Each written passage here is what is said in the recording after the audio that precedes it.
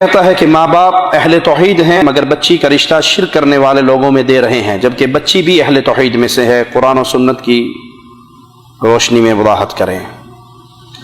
پیارے بھائیو، یہ مسئلہ بڑا ہی خطرناک ہے۔ میں ہر اہل سنت اہل توحید ماں باپ سے درخواست کروں گا کہ اللہ کے لیے تمام تر تعصب کو چھوڑ کر ٹھنڈے دل سے میرے اس الفاظ پہ غور کرنا۔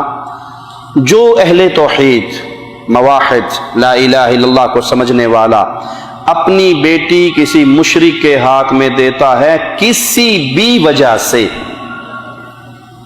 دہرا دوں جملوں کو، جو اہل توحید ماں باپ اپنی بیٹی کسی مشرک کے نکاح میں دیتے ہیں کسی بھی وجہ سے، میں اللہ سے ڈر کے کہتا ہوں ہو سکتا ہے اس کے جہنم میں جانے کے لیے یہی ایک گناہ کافی ہو جائے۔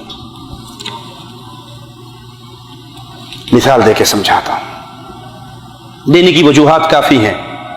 سید کہتے ہیں جی سید کا رشتہ ملے گا تو دیں گے، سید کی بیٹی غیر سید کو نہیں مل سکتی، پٹھان کی بیٹی غیر پٹھان کو نہیں مل سکتی۔ سائیں سندھی مانوا ہیں بابا، سندھیاں کی لڑکی پنجابی میں کیسے دیں گے؟ پنجابی جی جٹ ہونے اسی جٹ، اسی سندھیاں کیوں دے دیے بھی؟ مر نہیں جاواں گے اسی؟ یہ سندھی، یہ پنجابی، یہ سرائکی، یہ ملتانی، یہ بنگالی، یہ بلوچی، اگر یہ جذبہ میرے اور آپ کے دل میں ہے تو سمجھ لو ہمارے دل میں ایمان پورا نہیں اترا ہے، ہمارے دل میں ایمان پورا نہیں اترا ہے۔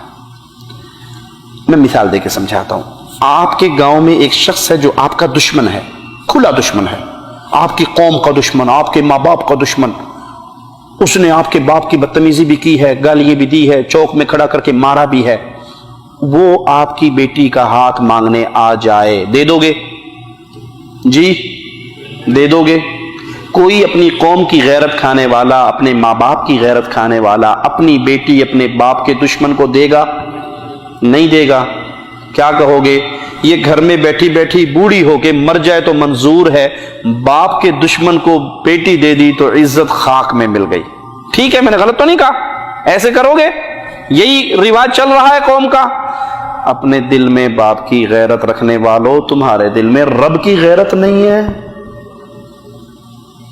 کیسے ایک ایسے شخص کو اپنی بیٹی دیتے ہو جو یا علی مدد کا نعرہ لگاتا ہے، جو یا رسول اللہ مدد کا نعرہ لگاتا ہے، جو قبروں پہ طواف کرتا ہے، جو قبروں پہ سجدے کرتا ہے، جو قبروں پہ ذبح کرتا ہے، جو قبروں کے نام کی نظر و نیاز دیتا ہے، جو مردوں کو داتا و مشکل کشا سمجھتا ہے، جو مردوں کو حاجت روا سمجھتا ہے، اس کو اپنی بیٹی کا نکاح دیتے ہوئے تمہارے دل میں اللہ کے لیے کوئی غیرت نہیں جاگتی کہ یہ میرے رب کا دشمن ہے؟ مجھے بتائیے، جو اللہ کو چھوڑ کے مردوں کو سجدے کر رہا ہے وہ اللہ کا دشمن نہیں ہے؟ اللہ کا دشمن ہے، مانتے ہو؟ جب مانتے ہو تو باپ کے دشمن کو تو رشتہ دینے کے لیے دل نہیں مانتا، مولا کے دشمن کو رشتہ دیتے ہو؟ کیا جواب دو گے قیامت کے دن جب تمہاری موحدہ بیٹی آگے بڑھ کے تمہارا گریبان پکڑے گی؟ اللہ میں اہل توحید میں سے تھی، میرے باپ نے صرف جٹ کی بنیاد پہ، ارائی کی بنیاد پہ، مغل کی بنیاد پہ، سید کی بنیاد پہ، قوم کی بنیاد پہ، وطنیت کی بنیاد پہ، لسانیت کی بنیاد پہ میرا رشتہ ایک مشرک کو دے دیا تھا۔ قیامت کے دن اللہ کو کیا جواب دو گے؟ اس بیٹی نے آپ کا گریبان پکڑا تو کیا کرو گے؟ نمبر ایک، یہ تو میری گفتگو تھی ماں باپ کے ساتھ کہ اللہ سے ڈر جائیں، اپنی آخرت نہ خراب کریں۔ دوسری پہ اپنی بیٹی دے دے، تیسری پہ دے دے، چوتھی پہ دے دے۔ ارے کوئی رشتہ نہیں آتا، آپ کی مواحدہ بیٹی ایمان کی حفاظت کرتے کرتے گھر میں مر جائے، اس کو برداشت کر لیں، لیکن کسی مشرک کے ہاتھ میں اپنی بیٹی کا نکاح نہ دیں۔ دوسری گفتگو میری ان بہنوں سے، ان بیٹیوں سے ہے جن کے ماں باپ مجبور کر کے ان کو مشرک کے نکاح میں دیتے ہیں۔ شریعت محمدیہ نے ولی کی شرط لازم قرار دی ہے، ولی کی شرط کے بغیر نکاح نہیں ہوتا۔ جہاں اسلام میں ولی کی رضامندی لازم ہے وہاں پہ لڑکی کی رضامندی بھی لازم ہے۔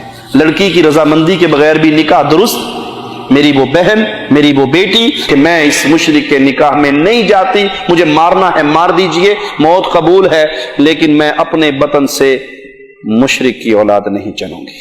اللہ کی قسم کھا کر آپ کو میں اپنا ایک واقعہ جس کا میں ذاتی عینی شاہد ہوں، ایک اہل توحید کی بیٹی جو اہل توحید کے دعوے داروں کے مدرسے سے فارغ بھی تھی، پڑھی لکھی عالمہ تھی، اس کو صرف خاندان کی بنیاد پہ باپ نے اپنے بھتیجے کو دے دی۔